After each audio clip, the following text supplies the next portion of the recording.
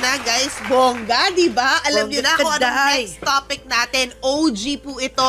Pagdating sa negosyo, paano ba naman kasi more than 100? Yes, 100 years na po sila in business. At ang may-ani ito, mga kapatid natin, Chinoy, di ba? Bakit nga ba ang galing-galing nila magnegosyo, guys? Di ba, Mamu? Sobra. As in, matagal na namin silang kakilala. Morning show days pa lang. Correct. Kakilala na namin sila, yung kanilang pamilya. At natutuwa ako nandito sila ngayon. Favorite color ko pa, yung signature color nila. Yes, Diba? purple! Hindi nyo pwedeng hindi makilala. Puro negative yun ha. Oo. Hindi pwedeng hindi nyo kilala ang pangalang Eng Bitin. Correct. Dahil sa tagal na ng negosyo nila, bahagi na ng buhay ng mga Pilipino. Nagsimula sa hopya. Ngayon, napakarami ng produkto. Sobra. Ito yung personal favorite ko. Chingu Pineapple Cake.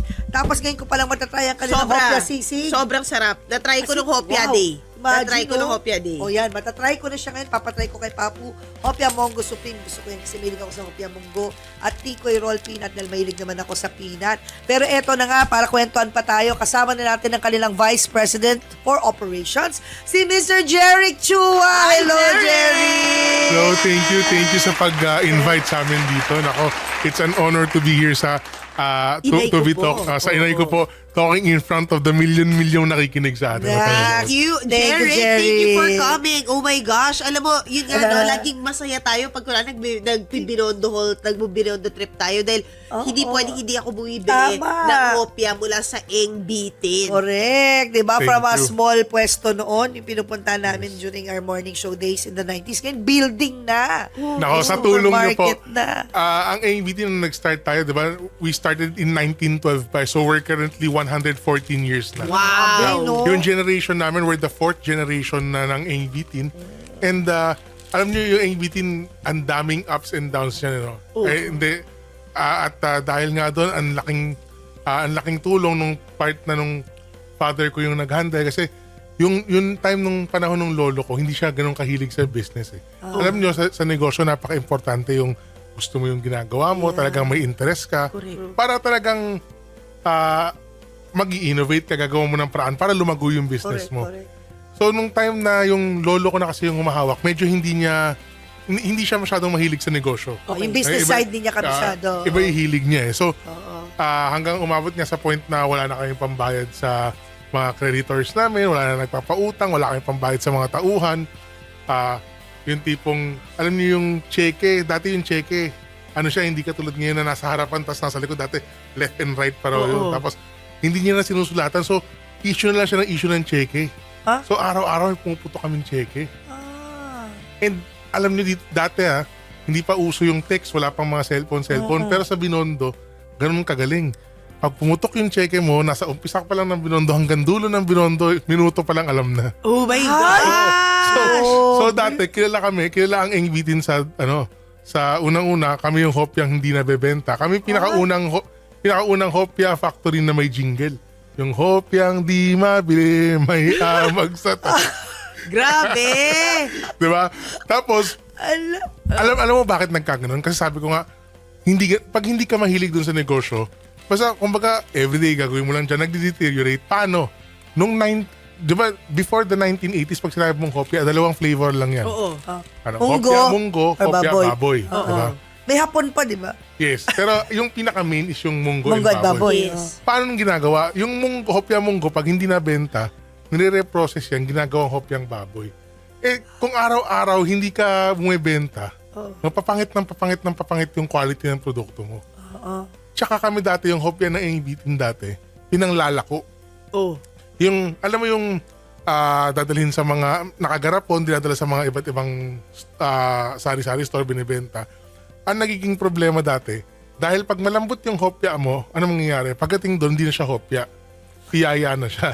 Naiipit na. Naiipit. Oo. So, yung time na yun, yung lolo ko, sabi niya, hindi kailangan para, since yun nga, ayaw niya ng maraming balik, gumawa siya ng paraan, pinatigas niya yung hopya. Oh. To the point na yung hopya namin, pag binato mo sa pader, pag bagsak, hopya pa din. ang naging problema ngayon doon, syempre yung tao, ikaw ba gusto mong kumain ng hopyang matigas? Ayaw mo. Diba? Oo. Ito na So, may sisig. Hindi. Yan yung- Habang nagkukwento ka, Kakain ka. kinakain ko na yung with salted egg Yes. na hopya. Sarap. Go So, on. pagbagsak nun, hopya pa rin. So, nangyari, lalong ayaw kumain ngayon ng mga tao kasi sino pa gusto kumain ng hopyang matigas, di ba? So, up to the point na yung father ko na yung nag-start na maghawak ng negosyo. So, ginawa niya, sabi niya, kailangan maging innovative tayo, kailangan maiba tayo, kailangan sulit. So, unang-una, paano ginawang sulit? Gumawa siya ng hopyang munggo na manipis yung balat. Ayun na. Kasi di ba dati pag Tama, sinabi tama. mong hopya, Dati ang kapal ng balat, ang tigas. tas ang konti lang nung palaman. Correct. Diba? Tama. So binaliktad niya, sabi niya, gawa tayo ng hopyang sulit, manipis yung balat, makapal yung palaman. Unluckily, hindi pa rin bumenta nung time na yun. Hindi pa rin. Siyempre, nagkaroon na ng connotation yung mga tao na, pag yung, kaya sabi ko sa'yo, may jingle kami na hopyang di mabili. Hindi, seriously sa inyo nang galing yung jingle na Hindi, yun? most probably.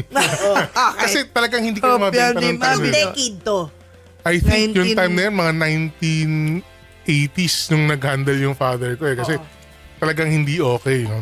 So, nung after nun, yung father ko nga pala, kilala sa Binondo yun for two things. No? During that time. Ang tawag sa kanya, si Raulo. Tsaka shoplifter. Ulo, Oo. kasi, Bakit? Kasi yung father ko dati bumbero na yun eh. Bata pa lang bumbero na siya. Bakit siya si Raulo? Kasi kilala nga siya sa Binondo na, pag nakita mo tong taong to, si Raulo to, laging nandun sa gitna ng kalsada, nagta-traffic. Wala na nga bumibili sa tindahan, dapat din na siya magbantay ng tindahan. Bakit nga ba? Kasi nung time na yun, yung mga fire truck namin, nasa Nueva, kailangan nandun siya sa kanto para mag-traffic, para makalabas kasi may sunog.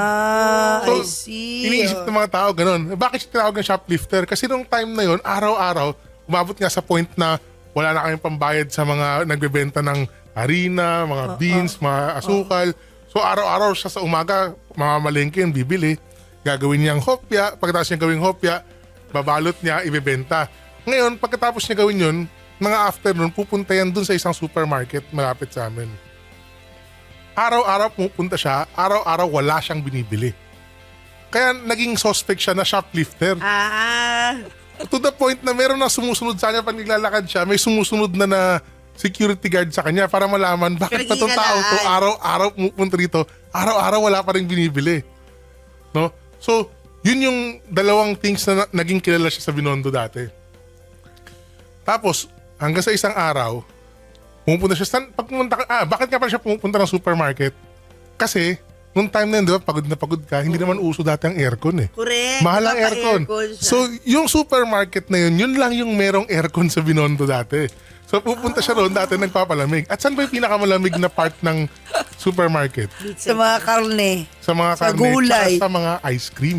Ay, oo nga pala, Diba? tumutok yung ice So, cream. ginawa niya, isang araw, pumunta siya dun sa nagbebenta ng ice cream. Tinanong niya, Miss, ano ba yung pinakamabentang ice cream dito? Ang sagot sa kanya, ube. Ube. Tapos may narinig siya. Kanya, hopyang ube. So nagkaroon siya ng idea. Nung araw na yun, wala pa rin siyang pera. So bumalik muna siya ng tindahan. Tinanong niya kung may nabentang hopya. Tapos, bumalik siya ng supermarket. Bumili siya ng 6 na jar ng ube halaya. Ay, Tapos, ginawa niyang hopya ube. Wow. No? galing. Pinatikim niya nung time na yun. Sabi mo nga, pagka time ng financial crisis, time ng naghihirap kayo, diyan mo malalaman kung sino yung totoong kaibigan mo. So during that time, wala kaming masyadong kaibigan, wala siyang masyadong pamilya. Oo. Sino yung mga kaibigan niya nung time na yun? Yung mga bumbero. Oo. So yung mga bumbero, ginawa niya, binigyan niya ng hopya, tinanong niya, kamusta tong, ito hopya, ube, gawa ko, tikman nyo nga. Uy, masarap. Masarap. Bibili ka? Hindi. Ay. Bakit hindi?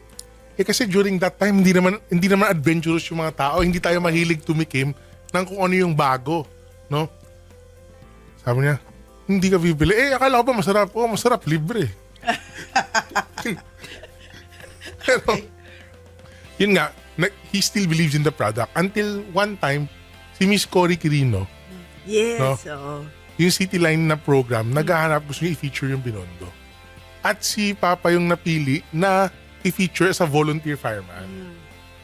So nung natapos, to make the long story short, tinulungan niya sila Ma'am Cory to finish yung interview nila sa iba't ibang parts ng Binondo. Tapos tinanong niya, Jerry, taga saan ka ba? Tapos nakita niya, dun sa labas ng tindahan kasi ng NBT, meron kami nakalagay dun na neon signage, special hopya ube available here. Oo. Sabi, Jerry, ano yung hopyang ubing yan? Ma'am, gawa ko po yan. O sige, so ganun na. Sige, Jerry, babalik kami rito. Sabi niya, ma'am, kain muna tayo. Doon sa kanto, yung Chuanki. Yung time na yun, hindi naman amin yung Chuanki eh. So, tuwan-tuwa yung father ko nung sinabi niya na, hindi na, nagmamadali kami. Sa loob-loob niya, buti na lang. Wala ako pang babayad eh. Wala akong pang babayad eh. So, yun nga, bumalik sila one day to do the feature on Hopya Ube. And then, yun na yung time na dahan-dahan, nakikilala na yung Hopya Ube. Oh, wow. So, pag nirewind mo yung storya ng Eng Bitin, napaka-importante sa amin, unang-una, kung i-rewind mo, no, kung hindi siya bumbero, diba, hindi siya ma-feature sa Hopya, as a fire volunteer, hindi siya ma-feature sa Hopya maker, at malamang wala kaming platform to show yung innovations na Eng Bitin. So, ano yung ano namin, kaya ang family motto namin is to always do good deeds. Oh, Hindi naman ano yan eh. Kaya hanggang ngayon, ang isang pinaka-advocacy namin is yung pagbubumbero. Hindi naman dahil sa nasunugan kami. It's because, unang-una, nakakatulong ka na sa kapwa. Pangalawa, it's also a way of us paying back na, kung wala tong pagbubumbero, kung hindi bumbero yung father ko before, malamang hindi rin kami nakilala. Hindi lumago ang Eng. And paano niya napasa sa mga anak yung interest to continue and to be passionate about it? Because I can sense it from you, Jerry. Like, you love this. Well, alam mo yung father ko, ano yan eh, magaling. Ang ginawa niya nung bata pa lang kami, uso yung ano eh, yung tinatawag namin, pag wala kang pasok, kotiam ka, ibig sabihin magbantay ka tindahan. Oh my gosh, kumbaga, yun yung mga Asian parents. ganyan diba? talaga yung So, kumbaga, sa umpisa nung time na yun, pag bata ka naman, feeling mo laro lang yun eh. Oo. Di ba, nandun ka sa tindahan, nakikipaglaruan, nakikipag-usap ka sa mga tao, you understand the business, nakikipag-usap ka sa mga customers, malalaman mo anong gusto nila. Oo. And it's sort of a training for you na Yeah. pakipag-usap sa mga tao. That's true. Di ba? And dahil nga nung bata ka palang ginagawa mo na yun, minamahal mo na siya eh. So, hindi siya trabaho for you. Nung bata ka, naglalaro ka, but then, you learn to love what you're doing. Galing. So, ang galing. Kaya sabi ko nga yung father ko, matalino talaga. Oo, galing. Salute. Oo. What's your vision for, kasi Chinese New Year din ngayon, ang laki ng mga celebration ninyo. Oo nga eh. What's your vision for Year of the Horse para sa Eng Bitin? Well, alam niyo, ang ano naman natin, hindi lang para sa Eng-Bitin, syempre gusto natin every year, kung ano yung signs ng tikoy, di ba? Syempre gusto natin, unang-una yung pagiging bilog. Ibig sabihin, yung walang kanto, walang problema, hugis pera. Di ba? Sino ba naman ayaw ng more prosperous life? Pangalawa, yung pagiging matamis, a sweeter life, close, di ba? Tapos, masaya tayo with your family and friends. Pangatlo, yung pagiging malagkit, yung pagdikit ng swerte, tsaka yung closer family ties. Yun lang naman yung wish namin sa Eng Bitin. Wish din namin syempre, sa buong Pilipinas. Yes. Wow. And Galing. let's talk about the innovation, Sisig Hopya. You do now have. Diba? Sino nag-iisip nito sa inyo, the R&D? Well, ang R&D namin is fully in-house. Actually, it's more on kaming magkakapatid pa rin. Kami pa rin. And ang ano namin is, ang Eng Bitin, importante sa amin is kailangan unang-una, kailangan sulit para sa customers yung produkto. No? Pangalawa, kailangan laging merong bago para hindi nasasawa. So, ang gusto namin is, hindi naman lahat ng tao pumupunta sa Eng Bitin dire-diretso eh. So, yung iba, basta pag pumunta ka sa Eng Bitin, at least, every time na pumunta ka, meron kang bagong magugustuhan, bagong matitikman, bagong mamahalin. Wow. And how many stores do you have now? Ngayon, we're around 50 stores na. Wow. In the whole Philippines? Yeah, Lahat yan family-owned. lahat family owned. Wow. Hindi ka nagpa-franchise. Hindi tayo nagpa-franchise kasi ang ano natin, alam niyo yung products natin, yung hopya natin, walang preservatives eh. So napaka-iksi ng buhay, it's 5 to 7 days.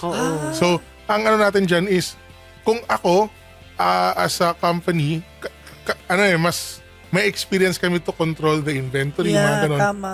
Tsaka, kami, pag sinabi namin magko-quality kami na, pag 5 days, dapat before 5 days, di na pwedeng ibenta yan. Pero pag Anong ikaw- ginagawa nyo pag sa mga ikaw- hindi nabibenta? Nagko-control talaga kami ng inventory. Ay, As much as okay. possible. Pag wala no choice kami, talaga ipupull out namin. Kaya freshly baked kasi Yes. kinokontrol nyo lang yung pagbibig. Kaya pag pumunta ka sa meeting, laging bago yung Oo. products. Ang ano dyan is pagka ikaw fin-franchise mo, syempre binili mo yung produkto eh. Possible, hindi mo sundin yung 4 to 5 days kasi isipin mo, pera ko yan eh. Diba? Gusto mo babawi eh. So yun yung way ng iniisip namin na hindi natin kailangan lumaki ng sobrang bilis. Ang importante is ma-preserve natin. We're 114 years. Ayaw naman namin na sa amin Masira pa matapos yun, yung masira yung ano. May mga groceries ba na nagkikerry nito products like yung Philippine mango cake? Meron mga ibang kumukuha sa amin ng wholesale, but it's the same thing. As much as possible, nire-restrict namin yung dami ng inventory nila. O para din mabenta Para muna laging may nila. bago. Ako O hindi talaga, natutulog sa yung dream shelf. ko yung mga kababayan natin mauwi to abroad, di Oo nga. ba? Paano nga pala yung mga balikbayan? Well, ang advice namin sa kanila, bumili kayo one day before you leave Ayun.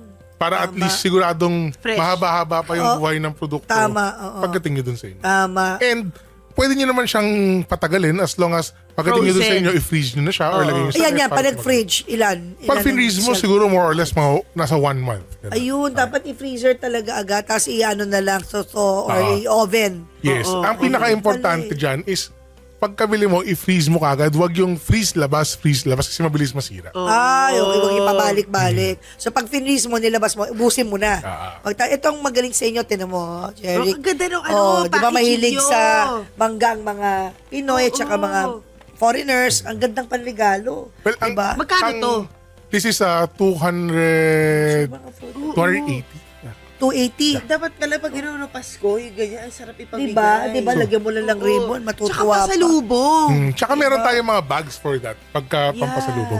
Ang pinaka-ano kasi natin is sa ingbitin, unang-una dapat sulit, pangalawa dapat laging kumbaga presentable. Pag binigay mo siya, sigurado magaganda at magugustuhan. Ang ganda ng packaging. O, Kaya dito mo dito to, din hopya. naisip ko eh, Brownie. Sila lang ang isip nito. Hopya, brownie. Hopya siya, Correct. brownie pa. Galing nyo, ah. Ano yung mga bago dito na produkto? Itong mga Itong brownie, hopya. Philippine mango cake, yan, bago yan. Sisig, bago. And yung durian, medyo bago-bago pa rin. Parang ano yun, may creamy. Latte. Na yung tikoy. tikoy Oo, naman. Di ba? tingnan mo. Marami tayong mga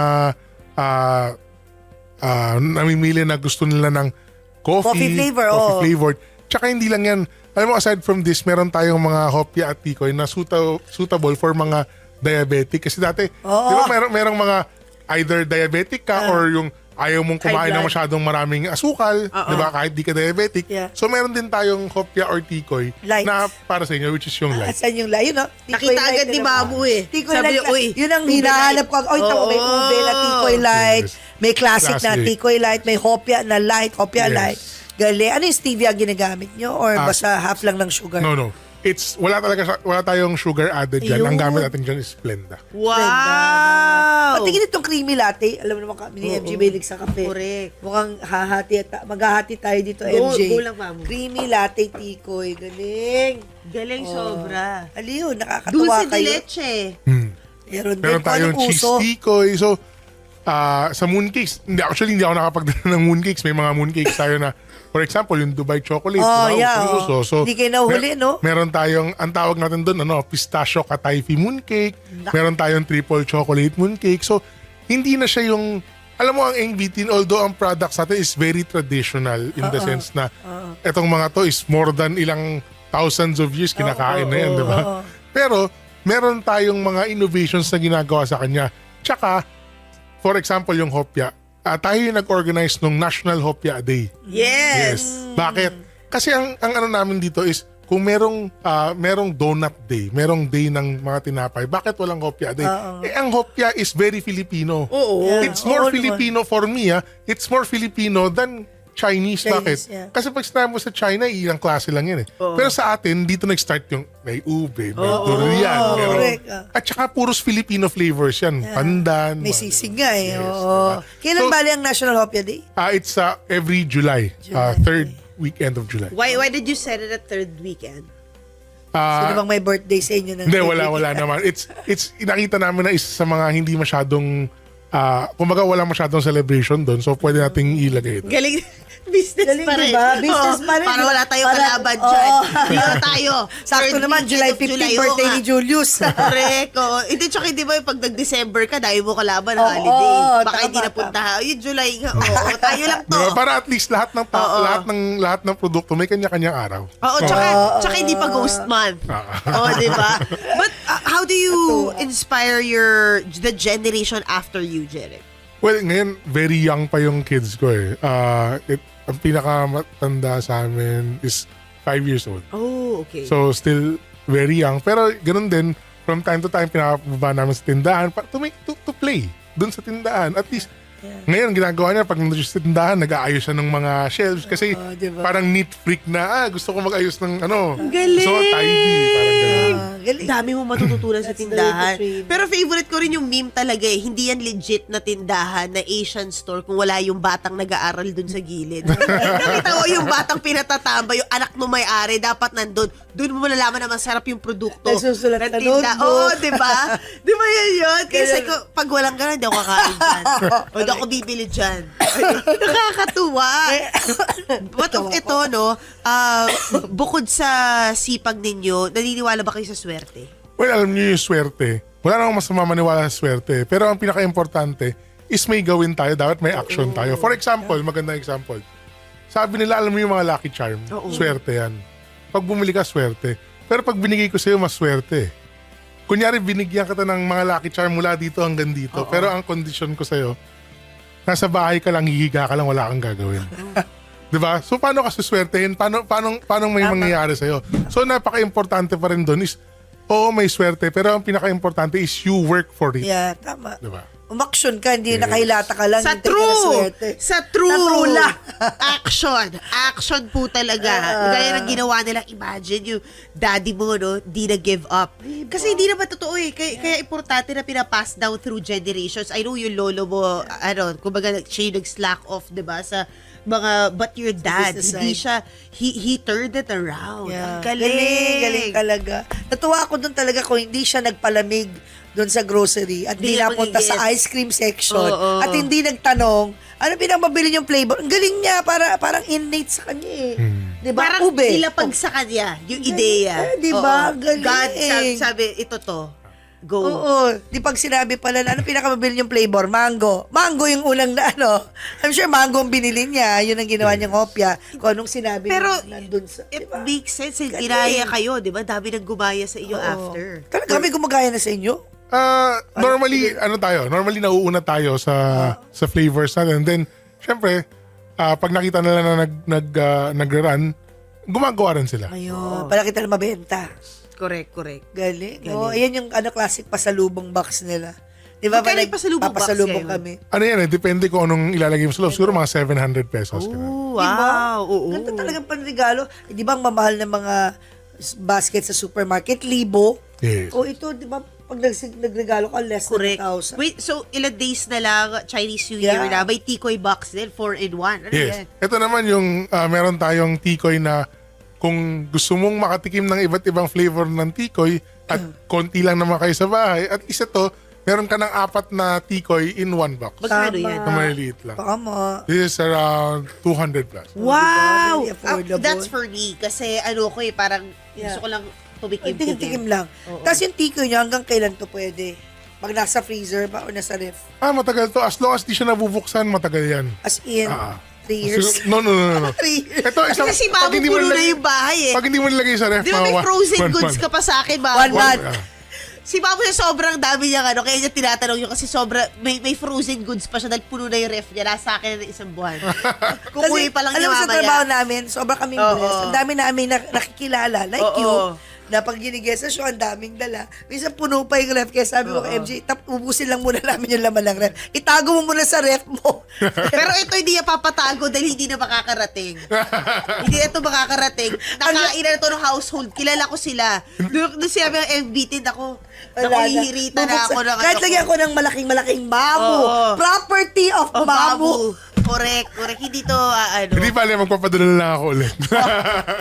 Speaking of that, see you again. Thank you so much, See you, Jerry. Please Jerry. invite everybody to go to your stores online. Meron na ba to order? Yeah. Meron tayong mga online stores. We're also available in Lazada, Shopee, and TikTok. Yung Oo, major available marketplaces. Pero, of course, lalo na ngayong coming Chinese year, I'm inviting everybody to not only to come to Engbitin, but punta po kayo ng Binondo. Dahil talagang iba yung experience Right. ng pagpunta ng Binondo. Very authentic. Makakita kayo continuously ng Lion and Dragon dance shows. Meron kayong maraming tao. Alam mo yung part ng pagsisiksikan is also part of the celebration. Yeah. So, talagang ang dami nyo pong magagawa ron. Hindi lang naman, hindi nyo kailangan pumunta lang sa Engbitin. Ang dami pwedeng mapuntahan doon. talagang pwede kayong mag-Binondo food crawl while you're there. Love. Which is what we did. Ng pandemic, nalala mo, umikot kami ng Binondo. Tapos ang ending namin sa inyo, doon kami nag-lunch, nag-dinner. Kamusta yung Binondo food crawl seed pala? Yung Binondo scene. Okay naman, ang dami pa ring tao, no? And especially during weekends. Ang maganda kasi sa Binondo, did you know that Binondo is the oldest Chinatown in the world? Yes. In the Diba? world. In the Yes, world. we take pride in that. And ang maganda pa ron is, ang Binondo, hindi lang local tourists ang nagpupunta. No? So marami rin tayong foreign tourists. And they get to experience a culture na hindi lang siya Chinese culture. It's really a Filipino. Chinoy culture. Yeah. Amen. Thank you so much, Jeric. Thank you. Kumusta lang kay Romy, sa Jerry, at sa lahat ng We'll see you kapamilya. again. We'll see you again. Definitely. Thank you. Thank you. Ang BT and Jeric Chua.